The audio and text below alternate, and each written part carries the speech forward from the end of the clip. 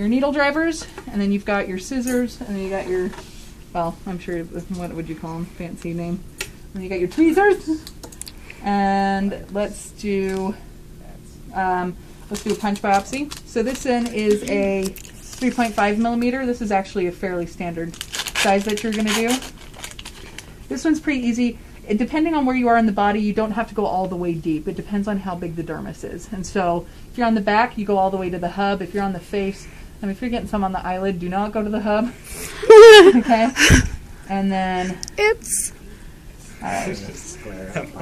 Now, typically, you're not supposed to go back and forth too much, but this is actually kind of hard to get through the skin, so I'm going to go back and forth. It doesn't really matter. Just don't quit back out and go back for it. This is actually really thick. There we go. You just twisting downward? Yeah, you just go twist, and then you actually have to put a lot of force on this poor animal. How do you get it down there? And then you pull up. Oh, it's still in? I think it's because the hair. And then usually you have to pull up and cut at the base because you want to get all of it, and then you put it in the jar. And then you close it for a 3 or sometimes a 4, but for most 3s, I don't need to do a deep stitch. I just do 1 stitch over the top.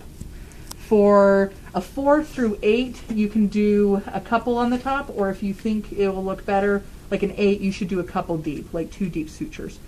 And so, depends on that. All right, now let's do some suturing. This is what we've all